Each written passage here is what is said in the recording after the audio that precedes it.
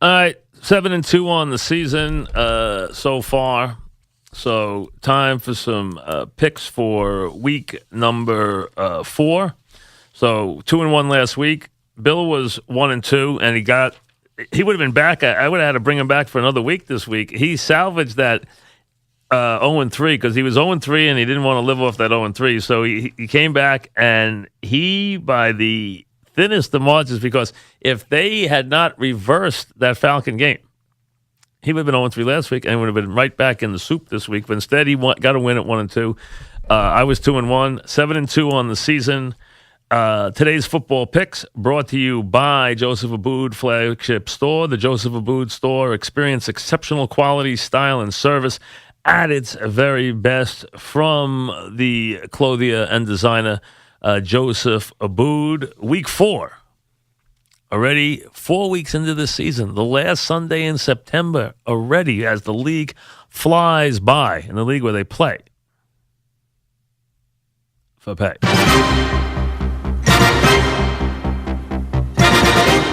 As we said, 7 up, 2 down, so a good start to the season. 3 straight winning weeks. We'll try and see if we can make it a 4 on this week of where there are some very interesting rivalry games, very interesting, neighborhood battles, some games that'll separate things. But a lot of those games are 3 points one way or the other, and very, very hard to figure. So, you have the Vikings and the Lions, you have the Broncos and the Raiders, you have the Steelers and the Ravens, and frankly, I'm going to stay away from all of them. But I have 3 for you for this week, and away we go. Game number 1. Now, Schrager's been good with his upset picks so far this year. He really has done a good job, but I think he's going to be wrong about this one. I don't like the Rams here. I like the Cowboys. The Cowboys are a 6.5-point choice, and I don't like this matchup at all. One thing I've seen from the Rams so far, and I think the Rams are improved. I think their young coach is going to do a very good job. I think they have found a coach, and I think they're moving in the right direction. But I have not liked what I have seen from their defense. I didn't like what I saw, except when they beat up the Colts, and they got a couple of pick sixes in that game. They had trouble with the Redskins. Even the Niners moved the ball well on them in that what game turned out to be a wild Thursday night game, the highest scoring Thursday night game of all time. Now they have a bunch of time off. They've talked the talk a little bit, and now they get Dallas, which is coming off a short week, and you're giving Phillips a long time to work on it. So you know what he's going to do? He's going to clearly challenge Prescott to make some big plays because he's going to overload the box. He's going to play his classic 3-4, which is good against the run. He's going to overload the box, and he's going to make him throw the ball or make him make some plays. But he can make some plays on the run here and still have easy reads and make some big plays to Bryant here. Make some big plays to underneath receivers here. Watch guys taking the ball short, quick stuff, and then running with it against this Ram defense. The Ram offense is better. There's no question. I thought Dallas' defense played very well last week. I saw some good things from them. I saw a couple of linemen who look like they're going to blossom, and I thought that was an important win for them in a game that could have gotten away from them early. Very much could have gotten away from it early. It didn't. They stabilized it, and they went on and got the win. I thought that was positive. Cowboys are a 6.5 right here. It says 6.5. I think they win this one. I think there's points scored. I think it's, 31-17 Cowboys, game number 1. Game number 2, old adage is don't ask bad team to win for you. And I agree with that. Right now, I would never ask the Colts to win for me. I would never ask the Browns to win for me. But there's a different thing. There's some teams that are 0-3 because they're unlucky, or they've just been sloppy, or there's teams that are 0-3 because they're really bad. The Bengals are an example of an 0-3 team that's just been sloppy, unlucky, but they have talent. The other team you put in that group is the Chargers. They continue to either turn the ball over or get a a field goal blocked or miss a field goal and get their heart broken.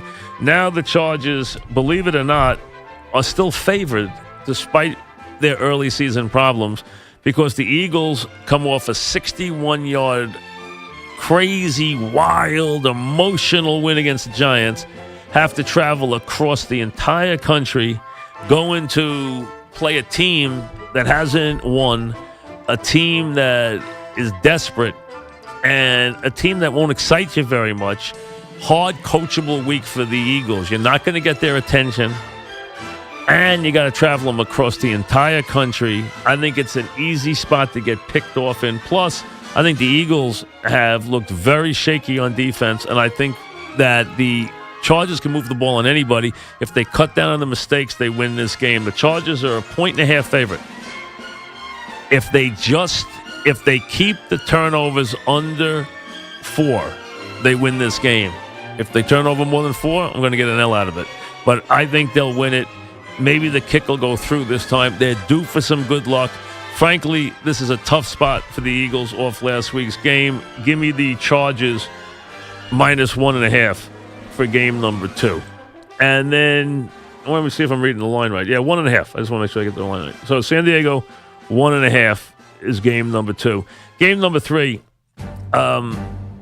I've made this point a bunch of times. It's going to be virtually impossible for anybody to waltz in to Atlanta and beat them in Atlanta. They're built for their building.